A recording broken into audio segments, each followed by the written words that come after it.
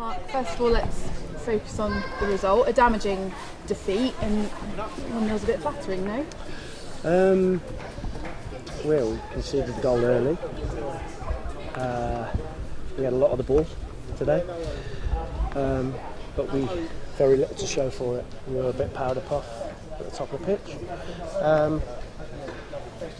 We've been crying out for that impetus at the top of the pitch, and just haven't got it at the minute. And if we're expecting the new lads to come in and be fit enough to cope with it, it's not going to happen because they've not played enough football. Apart from Miguel, the rest are going to play catch up, and it's going to take them 2 or 3 games to catch up to match fitness.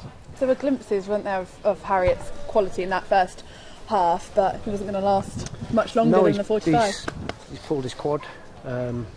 He's not played for a long time, so we're at risk of doing that. But some of the boys out there put a lot of shift in, and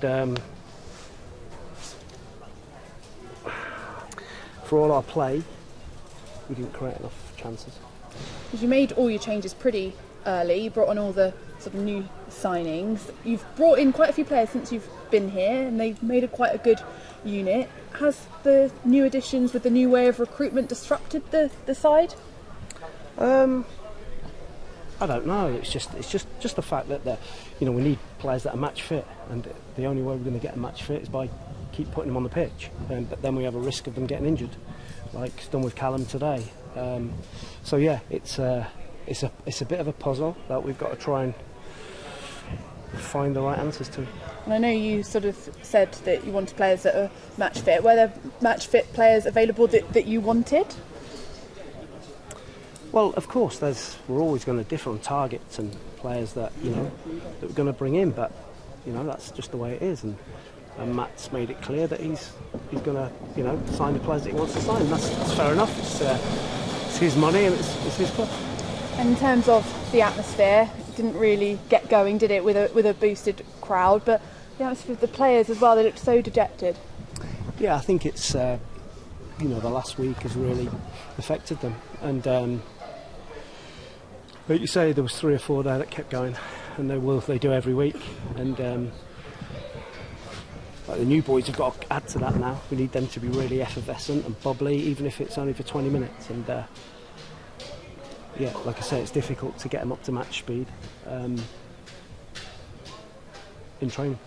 Was there a bit of a lack of belief as well, because it was only 1-0, but they had their chances, Bromley, but they were always in the game, but it didn't feel like they created anything to try and snatch a point, even if they didn't deserve it? No, we had a great chance with Fisher and Law, didn't we? Should be a goal.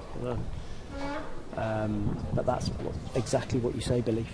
And I think that's been the case all season in front of goal.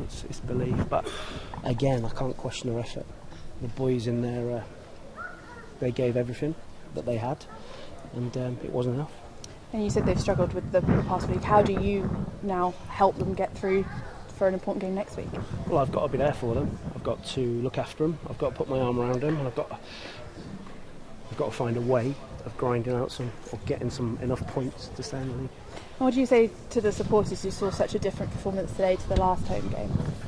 Well, I think if you take Stevens, Young, who else missing out that team? Worthington. If you take them out of our team, it takes away a lot of impetus, and a lot of our team, when it's good, is based on energy and legs. And I'm sure today, if we take the legs out of the team, then we're not going to be as effective. And just a point clear of the drop zone, does that change anything though? Is it still such a dogfight down there? Of course, there's going to be twists and turns, won't there, all the way along. And I'll make sure we remain positive. Thanks for your time. Thanks very much.